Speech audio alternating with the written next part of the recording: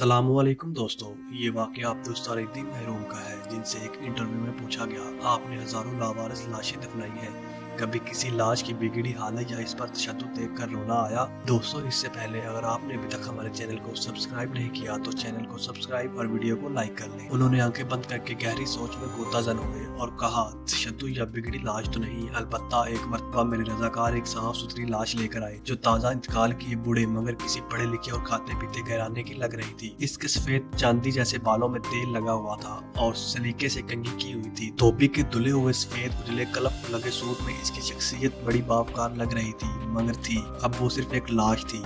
ईदी साहब फिर कुछ सोचते हुए थोड़ी देर के लिए खामोश हुए। हमारे पास रोजाना कई लाशें लाई जाती हैं, मगर ऐसी लाश जो अपने नक्श छोड़ जाए कम ही आती है। इस लाश को मैं गौर से देख रहा था कि मेरे रजाकार ने बताया, इसने कराची की एक पोश बस्ती का नाम लेकर कहा, ये लाश इसके बंगले के बाहर पड़ी थी। हमने जो ही बंगले के सामने पहुंचे तो एक गाड़ी में सवार फैमिली जो हमारा ही इंतजार कर रही थी, इसमें से एक नौजवान बरामद हुआ और जल्दबाजी का मुजाहरा करते हुए एक लिफाफा हमें थमाते हुए बोला, ये तदफीन के अखराजात हैं। और फिर वो खुद ही बड़बड़ाया, ये मेरे वालिद हैं, इनका ख्याल रखना, अच्छी तरह गुस्ल देकर तदफीन कर देना।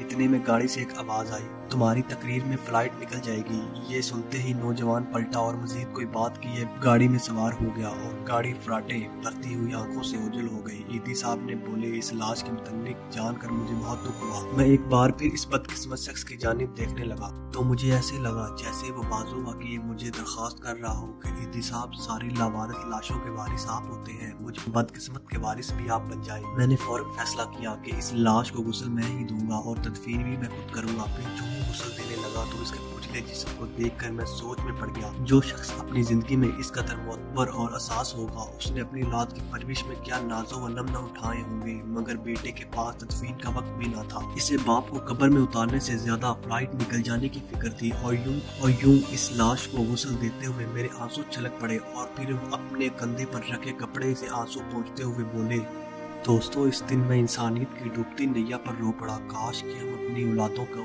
ऐशो इशरत की बजाय बेहतर तालीम और तरबियत पर ज्यादा तवज्जो दें।